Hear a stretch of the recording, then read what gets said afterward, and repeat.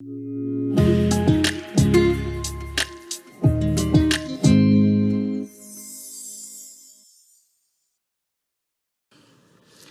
ce matin, on poursuit notre série Envoyés dans le livre des Actes. Et une des choses qu'on peut vivre quand on lit la Bible, surtout quand on regarde un livre comme les Actes qui est tellement axé sur des choses qui se sont passées, comment Dieu a utilisé l'Église, qu'est-ce que Dieu a fait au travers de l'Église primitive, c'est facile de lire notre Bible et même d'avoir des discussions entre nous en Église, puis ce qu'on va entendre, c'est toutes les choses que je dois faire en tant que chrétien. Faire. Ce qui ressort souvent, puis vous savez, la Bible est pleine de commandements, de choses à faire, et c'est des bonnes choses que Dieu nous demande de faire. Mais souvent, tout ce qu'on va entendre, c'est qu'est-ce que je dois faire? Comment est-ce que je dois agir? Et on oublie que la Bible, c'est une histoire qui nous raconte ce qu'un Dieu extraordinaire a fait pour nous transformer, pour qu'on puisse vivre de plus en plus à l'image de celui qui nous a transformés. On oublie que la Bible, c'est une histoire qui nous raconte un miracle que Dieu a opéré dans nos vies. Mais on se rappelle constamment, hey, je dois faire ça, je dois faire. Puis parfois, ça devient lourd. Et la raison pour ça, c'est que pourquoi on entend si souvent toutes ces choses qu'on est appelé à faire, c'est que on est facilement tourné vers apporter notre identité dans les choses qu'on fait plutôt que qu'est-ce que quelqu'un a fait pour nous. Et par exemple, quand on va se saluer pour la première fois, on ne connaît pas quelqu'un, bien, probablement que qu'est-ce que tu fais dans la vie, c'est peut-être la deuxième question après « Comment ça va? »« Hey, salut, comment ça va? Ça va bien, toi? »« Oui, ça va bien. »« Hey, qu'est-ce que tu fais dans la vie? Qu'est-ce que tu fais? » C'est souvent le genre de questions qu'on va se poser. Si, par exemple, on se posait la question « T'es qui, toi? » On serait peut-être un peu plus surpris de répondre, mais probablement qu'on répondrait « Ben moi, je suis un pasteur, un ingénieur. On va souvent s'identifier dans ce qu'on fait. Donc, on va voir ce matin qu'on est naturellement poussé par ce qui donne un sens à notre vie.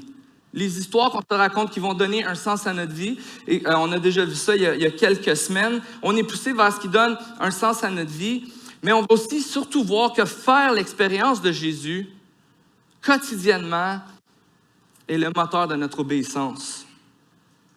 Donc, j'aimerais ça prendre un temps dans la prière avec vous ce matin, et ensuite, on va aller dans Acte 22 pour regarder Paul qui fait l'expérience, qui raconte son expérience avec Jésus, la première fois qu'il a rencontré Jésus. Seigneur Jésus, on te prie ce matin que tu puisses toucher nos cœurs, que tu puisses venir nous saisir de ton amour, nous saisir de ta grâce, Seigneur. On a tellement besoin que tu nous rappelles qui on est en toi. Malgré tout, Seigneur, je te prie ce matin qu'on puisse être encouragés et que vraiment tu puisses faire une œuvre puissante, qu'on puisse faire l'expérience de ton œuvre en nous ce matin. C'est dans ton nom que je te prie. Amen. Donc, on va lire ensemble les 5 premiers versets pour commencer du chapitre 22. Alors, c'est Paul qui va faire une défense. Il va se défendre devant les Juifs à Jérusalem. Donc, mes frères et mes pères, écoutez ce que j'ai maintenant à vous dire pour ma défense. Lorsqu'ils entendirent qu'il leur parlait en langue hébraïque, ils redoublèrent de calme. Paul dit alors, « Je suis né à Tarse, en Cilicie, mais j'ai été élevé à Jérusalem et formé aux pieds de Gamaliel dans la connaissance exacte de la loi. Hérité de nos ancêtres, j'étais plein de zèle pour Dieu, comme vous l'êtes tous aujourd'hui. J'ai combattu à mort cet enseignement, enchaînant et mettant en prison hommes et femmes. Le grand prêtre et tout le collège des anciens m'en sont témoins, puisque j'ai même reçu d'eux des lettres pour les frères de Damas, où je me suis rendu afin d'arrêter ceux qui s'y trouvaient et de les ramener à Jérusalem pour les faire punir. » Donc, Paul se retrouve devant le peuple à Jérusalem et il va se défendre. Il va se défendre de quoi? En fait, on peut voir au verset 28 du chapitre 21 où il va se défendre des fausses accusations des Juifs à son égard. Au verset 28, on peut lire, il criait, « Israélites, au secours, voici l'homme qui donne partout et à tout le monde un enseignement dirigé contre le peuple, contre la loi et contre cet endroit. Il a même introduit des non-juifs dans le temple et profané ce saint lieu. » Donc, Paul fait face à des fausses accusations, des choses qu'il n'a pas fait, et on veut le mettre à mort. Les gens sont zélés pour protéger ce qu'ils croient être la vérité. Mais ce que Paul veut dire à ses frères, à ses pères, aux gens de son peuple, d'où il vient, c'est que ce qu'il est en train de faire, c'est vraiment la volonté de Dieu. C'est vraiment Dieu qui lui demande de faire ce qu'il fait. Donc, Paul va utiliser son témoignage, le témoignage de comment il a rencontré Jésus pour sa défense. Et voici ce qu'on va apprendre de cette histoire. Tout d'abord, Paul commence en disant « Moi, j'étais un pharisien, puis j'étais l'un des meilleurs des pharisiens. » Il y a beaucoup de choses qui sont dites sur les pharisiens. Une chose est certaine, on voit Jésus dans son ministère sur terre constamment être en confrontation avec les pharisiens. Il critique beaucoup les pharisiens, puis leur façon de penser, puis leur façon de mettre souvent une pression sur le peuple. Quand on parle des pharisiens aujourd'hui, on les compare souvent comme à ces hommes, ces mauvais exemples de religieux qui faisaient les choses juste pour leur propre apparence et pour leur bien. Il y avait une grande hypocrisie que Jésus et d'autres avaient condamnée chez les pharisiens. Est-ce que les pharisiens, par contre, étaient seulement motivés par ce désir de fausse apparence? Est-ce qu'on doit dire, les pharisiens étaient seulement motivés par le mal? Est-ce que c'est si simple que ça? En fait, comme tout le monde, les pharisiens sont motivés parce qu'ils donnent un sens à leur vie. Ils agissent de manière à avoir l'approbation de Dieu et ils se sont perdus dans leur croyance, dans les moyens pour atteindre l'approbation de Dieu. Ils ont perdu de but l'objectif et ils ont commencé à idéaliser les moyens. Et en plus, peut-être que les moyens n'étaient pas bons, peut-être qu'ils demandaient des choses au peuple qui étaient comme même pas ce que Dieu avait demandé. Mais pourquoi agissaient-ils ainsi?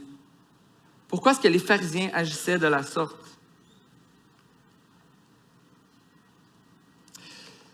Quand on regarde l'histoire, on se rend compte et on voit que les pharisiens avaient tellement peur que les Juifs soient à nouveau exilés à Babylone comme ils l'avaient été, qu'ils pensaient que s'ils respectaient toutes les lois, aussi bien les lois écrites de Moïse que la loi traditionnelle orale de leurs ancêtres, Dieu les garderait en sécurité à Jérusalem. Donc on voit que à la base de tout ce qu'ils faisaient, il y avait ce désir de ne pas être exilé, ce désir de rester proche de Dieu, ce désir d'être approuvé par Dieu. Dieu avait puni les Juifs car ils n'avaient pas observé la loi. Alors après un exil de 70 ans, les Juifs ont commencé à monter une clôture autour de la loi afin d'éviter qu'on désobéisse aux lois de Moïse. Cette clôture, c'était des règles préventives, qu'on mettait plus de règles pour s'assurer qu'on ne va pas se rendre à désobéir à la loi, aux règles que Moïse avait mises. Prenons les lois du sabbat, par exemple. Dieu avait simplement dit, « Une journée par semaine, repose-toi et célèbre le Seigneur. Ne travaille pas. » Dieu n'avait pas donné beaucoup plus de détails. Eh bien, les pharisiens ont adopté environ 1500 lois sur le sabbat que le peuple devait suivre. Donc, pour être sûr de rester pur, de ne pas désobéir, de respecter la loi, ils se mettaient à l'écart, non seulement des Romains et des autres païens, mais aussi des autres Juifs qui, pensaient-ils, pouvaient les rendre impurs aux yeux de Dieu en mangeant avec eux ou en les touchant. Donc, Jésus va leur dire à plusieurs reprises qu'il respectait la lettre de la loi, mais qu'il en perdait l'esprit. Ils faisaient semblant d'aimer Dieu par leur prière publique, mais ils n'avaient aucune compassion pour les gens. Donc, ils étaient motivés par cette crainte, par cette peur de désobéir à Dieu. Et en poursuivant cet objectif le plus possible, ils se sont perdus et ça a résulté finalement en un manque d'amour pour Dieu et pour les autres. Parce qu'on a besoin que plus que les règles pour réussir à obéir à Dieu. On a besoin de plus que faire des bonnes choses pour avoir l'approbation de Dieu, parce qu'on ne peut jamais y arriver complètement. La Bible nous dit que tous ont péché, sont privés de la gloire de Dieu. On est tous séparés de la présence de Dieu, séparés, incapables d'atteindre Dieu par nos propres actions. Et les pharisiens croyaient qu'ils pouvaient y arriver. Et ils ont mis tellement d'espoir et d'espérance là-dedans qu'ils se sont perdus, ils se sont égarés. Et c'est facile de regarder aux autres, de regarder hey, les pharisiens étaient comme ça, les autres étaient comme ça. Avant, j'étais beaucoup plus religieux. Mais notre cœur est constamment tourné à vouloir prendre des moyens pour s'auto-justifier, pour se donner de la valeur, pour se donner de l'importance, pour avoir cette approbation-là aux yeux de Dieu. Combien d'entre nous, après avoir eu une bonne semaine où on a eu un temps avec Dieu, où on a lu notre Bible à tous les jours, on arrive à l'église le dimanche matin, puis là, on se sent bien. Dieu m'aime, Dieu m'approuve. J'étais proche de Dieu cette semaine. Puis c'est vrai que lire la parole de Dieu, ça donne de la joie, puis ça nous donne le goût d'adorer puis de servir Dieu. Il n'y a aucun doute là-dessus. Mais que la semaine d'après, on a une mauvaise semaine, on lit moins notre Bible, puis là, on ne se sent pas digne de venir à l'église ou de dire avec force à quel point Dieu nous aime et à quel point on est aimé de Dieu. Quand on se tourne vers le faire, c'est nous qui devenons le centre de notre motivation puis le centre de notre réussite. Et on ne peut pas y arriver. Mais Paul, tout comme Paul, était dirigé par la crainte de Dieu, le désir d'obéir à la loi, mais pour ne pas être puni par Dieu, on est souvent dirigé parce qu'il nous croyons et fait une différence dans nos vies.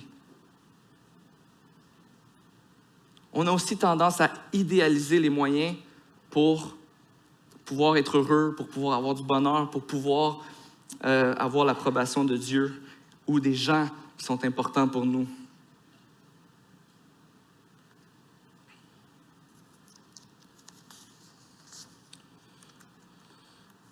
Voici des questions qu'on peut se poser pour répondre à la question « Qu'est-ce qui me dirige? Qu'est-ce qui donne un sens à ma vie? C'est quoi les moyens que je prends pour avoir ce que je veux? » Mais des bonnes questions à se poser, c'est « Qu'est-ce qui fait du sens pour moi? Qu'est-ce qui est important dans ma vie présentement? Qu'est-ce qui est le plus important? Qu'est-ce qui occupe le plus tes pensées présentement? Qu'est-ce que tu poursuis? » J'ai quelques exemples, mais il y en a autant que de personnes qu'on est ici ce matin. Peut-être que tu poursuis la liberté et ce qui est important pour toi, c'est de faire ce que tu veux. Peut-être que tu poursuis ultimement l'authenticité, puis tu veux vraiment vivre comme que tu sens que tu es. Peut-être que ton but, c'est de poursuivre le bonheur, faire ce que tu aimes, faire ce qui t'aide à te sentir bien. Peut-être que ce qui te dirige, c'est le désir de réussite. Faire ce qui fonctionne, faire ce qui te donne du succès. Qu'est-ce qui me dirige? Dernièrement, on a écouté la série Obi-Wan Kenobi sur Disney+, puis juste parce que c'était vraiment bon, fait que là, j'ai comme écouté des films de Star Wars que ça faisait longtemps que je n'avais pas vu, et j'ai écouté l'épisode numéro 7, qui sont, selon moi, les moins réussis des Star Wars, mais quand même quelque chose d'intéressant dans ce film-là, où est-ce que le personnage principal, qui s'appelle Rey, est sur sa planète et elle veut savoir qui elle est dans la vie. Elle ne connaît pas sa famille, elle ne connaît pas ses parents. Elle attend sur sa planète parce qu'elle s'attend que quelqu'un va venir pour lui dire « Hey, c'est moi ton père, c'est moi ta mère ». Elle veut savoir qui elle est. Et par un concours de circonstances, elle découvre un vaisseau mythique de Star Wars, le Faucon Millennium. Elle se retrouve là-dedans parce qu'elle fuit les soldats du Premier Ordre, qui sont les méchants dans Star Wars 7. Puis là, elle se ramasse dans l'espace elle retrouve un des personnages des premiers films de Star Wars, qui est Han Solo et Chewbacca. Puis là, Han Solo lui offre un travail. Tu peux travailler avec moi sur le Faucon Millenium, puis on va aller se promener partout dans la galaxie, puis on va découvrir plein de choses, puis on va vivre l'aventure, puis ça va être vraiment le fun, tu vas voir. Puis Rey a dit non, moi, il faut que je retourne sur ma planète. Je dois retourner sur ma planète. Si c'était le goût de l'aventure, de la liberté, de voir des choses nouvelles, de pouvoir être libre, que Rey, elle poursuivait, bien, elle aurait dit oui tout de suite sans hésiter. Mais son désir, c'était de savoir qui elle était. Donc, elle a voulu retourner sur une planète, vivre un peu, quasiment une vie d'esclavage, seule, travailler à la sueur de son front, plutôt que de vivre l'aventure. Bon, malgré elle, et je vais juste vous dire, pour ceux qui n'ont pas vu ces films-là, elle a dû continuer à poursuivre l'aventure, mais son désir, c'était de retourner. Parce que ce qui la motivait, c'était de savoir qui elle était. Et on est vraiment fortement dirigé par les choses qui sont les plus importantes pour nous, qui nous donnent le plus de sens.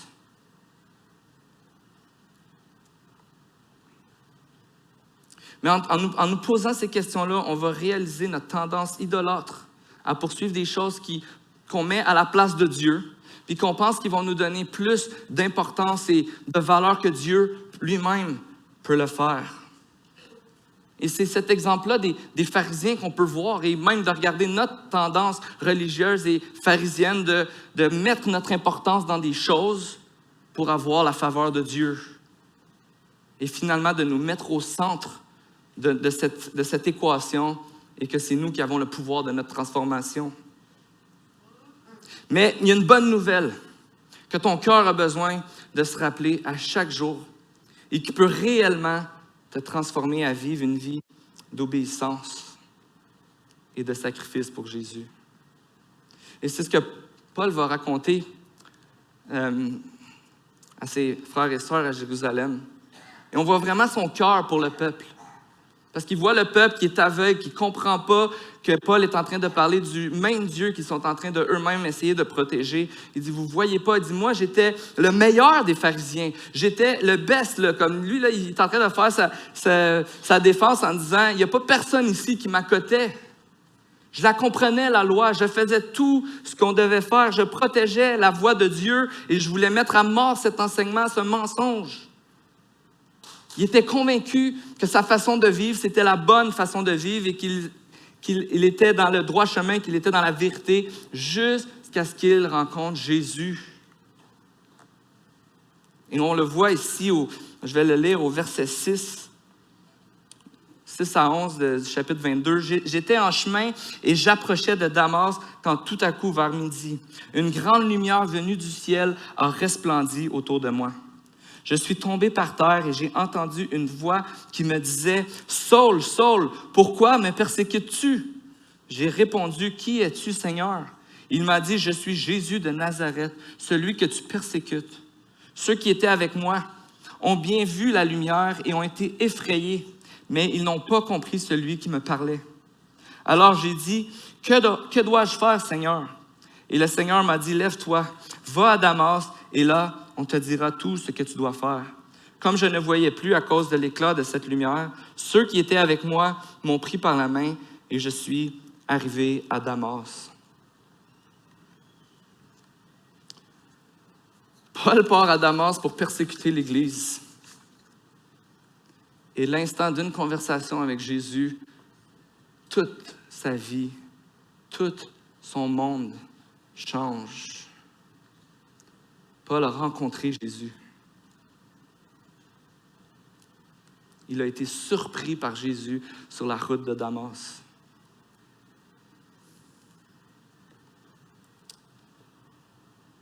L'expérience de Jésus change des vies. Si tu es ici ce matin, puis que tu professes que Jésus-Christ est ton sauveur, que tu as cru que Jésus est mort à la croix pour tes péchés, qu'il est ressuscité le 3e jour pour vaincre la mort et tout l'impact du péché, et qu'un jour, il va nous libérer complètement de la présence du péché, à cause de sa victoire sur la croix, puisqu'il est vivant et non pas mort. Est-ce que tu sais que c'est un miracle? Est-ce que tu sais que Jésus est venu te transformer? Parfois, ça fait peut-être plusieurs années qu'on est chrétien. On vient à l'église dimanche après dimanche, on mange ensemble la semaine, on partage la foi. Et une chose que j'ai réalisée dernièrement, c'est l'importance d'être reconnaissant de ce que Dieu fait dans ma vie, puis de ce que Dieu a fait dans ma vie sur une base régulière, parce que sinon, je vais tellement oublier les bontés de Dieu envers moi. Et la plus grande bonté de Dieu envers moi, c'est que j'ai rencontré Jésus. Ta vie est un miracle. Se rappeler ce que Jésus a fait et ce qu'il continue de faire pour nous, c'est tellement important. Romains 3, les versets 9 à 12 disent « Quoi donc dire? Sommes-nous supérieurs aux autres? Pas du tout. En effet, nous avons déjà prouvé que Juifs et non-Juifs sont tous sous la domination du péché. Comme c'est écrit, il n'y a pas de juste, pas même un seul. Aucun n'est intelligent, aucun ne cherche Dieu. Tous se sont détournés, ensemble ils se sont pervertis. Il n'y a aucun qui fasse le bien, pas même un seul. » Mais Jésus nous offre son salut. Jésus nous offre une vie avec lui. Et quand on fait l'expérience de Jésus, je ne sais pas sur quelle route tu étais ou sur quelle route tu es présentement. Qu'est-ce que tu cherches? Qu'est-ce qui fait du sens à ta vie? Mais quand Jésus dit « Je suis celui qui peut te sauver. Je suis celui qui peut te donner ce que ton cœur désire parce que je t'ai créé et je sais ce que tu as vraiment besoin. Je t'ai transformé. Je peux te transformer. Je peux te donner la vie. » Quand on fait cette expérience de Jésus, Jésus change toute notre vie. Quand on réalise ce que Dieu a fait pour nous, notre vie devient une vie d'adoration où on réalise que je n'ai pas ce que je mérite, mais Jésus m'a donné ce qu'il y a de meilleur.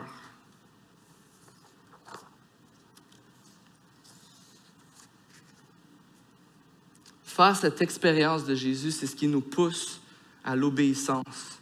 C'est ce qui nous aide à voir tous ces commandements de Jésus dans la Bible et de vouloir avec joie et avec respect et avec un désir de plaire à Dieu, de vouloir suivre la voie de Dieu, de vouloir obéir à sa parole.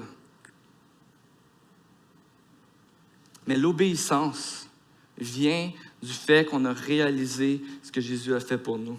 L'obéissance doit toujours être un geste d'adoration, un désir de plaire à Dieu, non pas pour avoir son approbation, mais parce que je me sais approuvé de Dieu.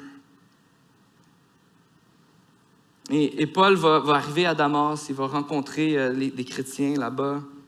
Et on peut le voir au verset 16.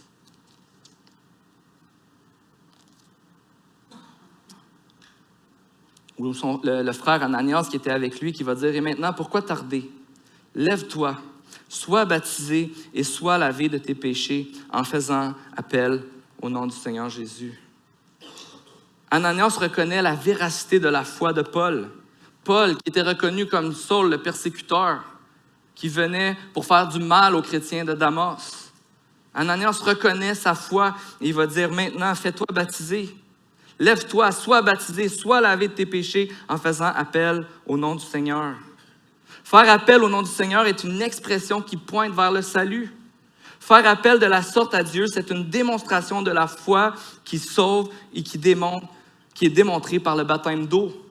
Faire appel au nom du Seigneur, c'est ta vie qui maintenant n'est plus rebelle à Dieu, mais c'est ta vie qui cherche à plaire à Dieu et qui cherche Dieu. C'est cette transformation-là que le salut opère dans nos vies.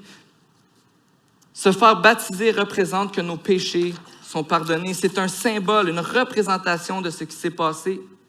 Mais plus qu'une représentation, c'est un signe de la repentance et de la complète obéissance à Dieu et ce que Dieu nous demande.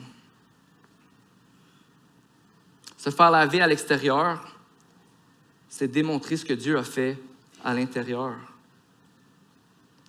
Obéir, c'est bénéficier des bénédictions de notre salut. Et ce premier geste d'obéissance que Paul va faire, c'est de se faire baptiser. Et c'est ce que Dieu nous demande quand on fait l'expérience de la nouvelle naissance, qu'on croit que Jésus est mort pour nos péchés, qu'il est notre sauveur. Dieu nous demande de se faire baptiser pour qu'on puisse dire à tout le monde que maintenant, on est son enfant, on est enfant de Dieu.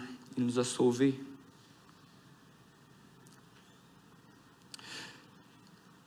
Donc, obéir, c'est bénéficier des bénédictions de notre salut. Et la question qu'on se pose justement et qu'on a déjà commencé à aborder, mais c'est qu'est-ce qui me porte à obéir avec joie? Qu'est-ce qui rend les commandements de Dieu? Quand Jésus dit « Mon fardeau est doux et léger », Jésus lui-même le dit, c'est bon de me suivre, c'est bon de faire ce que je vous dis de faire. Comment est-ce que le vrai changement, l'obéissance est propulsée dans nos vies?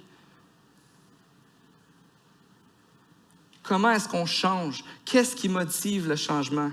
Est-ce que c'est les règles? Est-ce que c'est la honte? Si on met plus de honte sur quelqu'un, ben on va s'assurer qu'il va faire qu'est-ce qu'il veut qu'on fasse. Est-ce que c'est la peur? Toutes des choses que peut-être qu'on essaye naturellement dans nos vies ou qu'on impose aux autres parfois. Mais vraiment, le vrai moteur du changement, c'est l'œuvre de Jésus à la croix. C'est la bonne nouvelle que Jésus nous transforme et qu'il a payé pour tous nos péchés. Le changement produit par l'Évangile, c'est l'Esprit de Dieu qui nous mène à voir ce que Dieu a fait et ce qu'il continue de faire à travers son Fils pour qu'on puisse saisir la beauté de ce qu'il veut pour nous. C'est mon expérience de qui Jésus est et de ce qu'il fait qui me donne le désir d'obéir à ses commandements. Quand on lit la Bible, je vous invite, frères et sœurs, quand vous lisez la Bible, à chercher tout d'abord, peut-être même une prière que tu peux faire quand tu lis ta Bible. Seigneur Jésus, je veux te rencontrer encore aujourd'hui. Seigneur Jésus, je veux voir ton œuvre aujourd'hui. Et je vous garantis que quand on voit Jésus, on va aussi voir tout ce que Dieu nous demande. Mais ça va être avec un désir d'obéir à Dieu et en sachant que c'est Jésus qui nous a donné ce qu'on a besoin pour pouvoir obéir à ses commandements. Cherche Jésus quotidiennement dans ta vie. Rappelle-toi ce qu'il a fait pour toi. Quand Paul a réalisé d'où il venait, qui il était et ce que Jésus a fait, que Jésus a choisi de l'obéir, Paul a simplement dit, et on le voit, Seigneur, qu'est-ce que tu veux pour moi? Envoie-moi. On n'aura pas le temps de voir ça ce matin, mais Paul est même allé à Jérusalem par la suite parce qu'il croyait qu'il était le meilleur pour prêcher l'Évangile aux Juifs parce qu'il dit, moi je les comprends, j'étais comme eux, je vais aller les voir, je vais leur prêcher l'Évangile, j'ai à cœur de leur parler de Jésus. Il était tellement animé d'un amour pour Dieu puis son prochain qu'il voulait vraiment comme que tout son peuple soit sauvé. Puis Jésus lui a dit, non, toi tu t'en vas prêcher l'Évangile aux non-Juifs. Et il a obéi. Quand on réalise d'où on vient et que malgré ça, il s'est intéressé à moi. Il m'a tellement aimé qu'il a donné sa vie pour moi. Il m'accepte, il m'approuve, me donne le pardon. Mais non seulement il me pardonne, mais il choisit de m'utiliser, de faire de moi un disciple qui est appelé à faire d'autres disciples. C'est ça qui nous transforme et nous mène à l'obéissance. C'est notre expérience de Jésus. Autrement dit, l'obéissance est propulsée par un désir de plaire à celui qui a fait de moi qui je suis, malgré qu'il savait qui j'étais.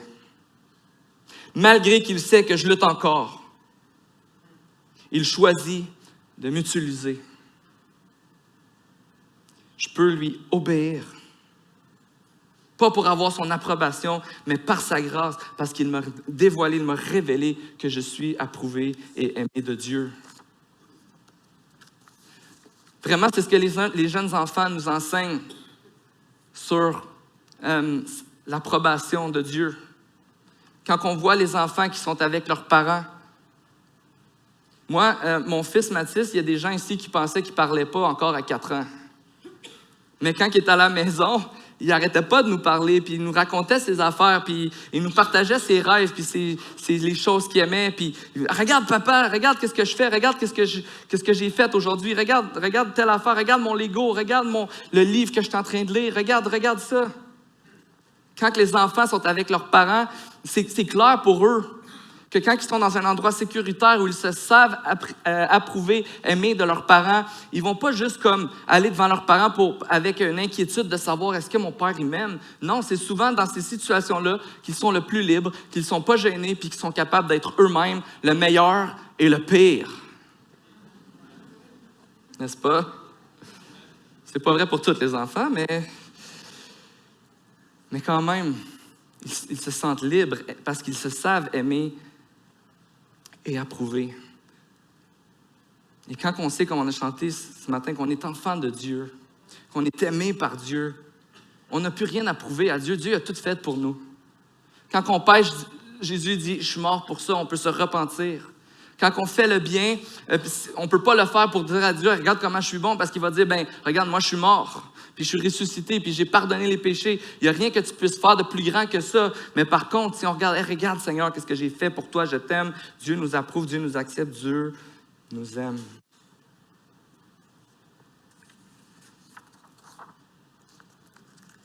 Et on le voit ce matin, comment cet amour pour Dieu est motivé pour un amour pour les autres. Un amour et une passion de partager ce que Dieu a fait pour nous. Et parfois, quand on parle d'évangélisation, puis de partager notre foi, de partager l'Évangile aux autres, de dire aux autres ce que Dieu a fait dans nos vies, on se sent pas équipé, on ne sait pas comment le dire, on ne sait pas c'est quoi la meilleure façon. On regarde d'autres personnes en disant « Moi, je ne serais jamais game de le faire comme ça. » Il y a toutes sortes de craintes. Et c'est vrai que ce n'est pas toujours facile de parler des sujets qui ne sont pas des sujets d'actualité et d'intérêt pour tout le monde. Mais une façon que j'essaie de voir, partager ma foi, c'est de parler des choses que j'aime. Et vous savez, moi, je réalise que quand je regarde ma propre vie, parfois, je suis un bien meilleur évangéliste du sport qu'un évangéliste de Jésus-Christ. Parce que quand il y a quelque chose qu'on aime, on en parle, on dit, hey, on n'a pas comme besoin tellement d'étudier pour savoir comment dire les choses. On fait juste en parler avec passion, avec courage, puis même si la personne elle pense qu'on n'aime pas la bonne équipe et qu'on n'aime pas le bon joueur, ben c'est pas grave, on va en parler plus fort encore, puis on va jusqu'à temps qu'on arrive à lui prouver que c'est nous qui avons raison ou que on s'entendra pas, puis on va continuer à s'estiner, mais on en parle avec passion. Quand on réalise à quel point Dieu nous aime, on peut certainement demander à Dieu d'éteindre nos craintes. On peut certainement demander à Dieu de nous donner du courage. Mais partageons simplement ce qu'il fait dans nos vies. À quel point il est bon pour nous, à quel point il nous aime, à quel point il a pris soin de nous, à quel point il nous a transformés, à quel point il a eu un impact dans nos relations.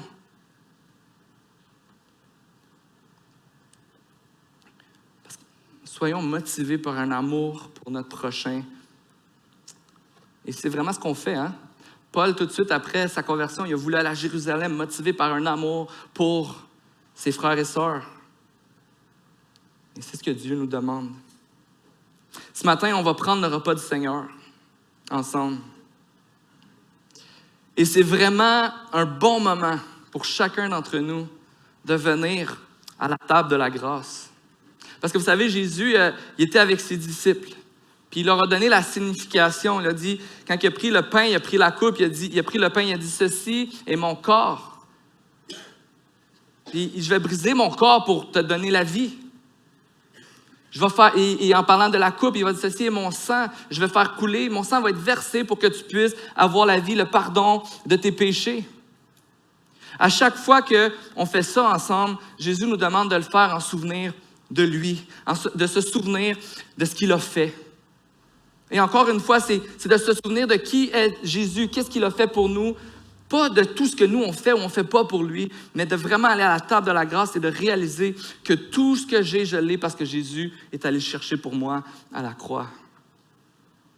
Et ce matin, alors que tu vas avoir la coupe et le pain entre tes mains, pendant qu'on va chanter le chant, j'aimerais t'encourager de prendre un temps avec le Seigneur pour que tu puisses réfléchir à ce que Jésus a fait pour toi et que tu puisses réfléchir à l'expérience que tu as vécue avec Jésus et comment Jésus t'a transformé. Vous savez, c'est un bon moment quand on réalise qui est Dieu et ce qu'il a fait pour nous. C'est un bon moment de confesser les choses qui sont plus importantes que lui. De confesser les péchés dans nos vies, peut-être qui sont récurrents. De confesser que peut-être que je vis une relation difficile, puis peut-être que c'est de ma faute, ou peut-être que je donne trop d'importance sur ce que la personne me fait subir. Mais c'est un bon moment pour confesser ça à Dieu parce qu'on se rappelle que hey, Jésus, t'es mort pour tout ça. T'es mort aujourd'hui. Aujourd'hui, il y a 2000 ans, t'es mort pour qu'aujourd'hui, je puisse avoir le pardon, que je puisse me savoir pardonner et me savoir en paix avec toi. Alors prenons ce matin ensemble le repas du Seigneur avec reconnaissance, avec cet esprit de reconnaissance et de confession, de confesser à Dieu nos péchés et de confesser qui il est et ce qu'il a fait pour nous. Parce qu'on a besoin de faire l'expérience de Jésus pour pouvoir vivre cette vie d'obéissance en tant que disciple de Jésus.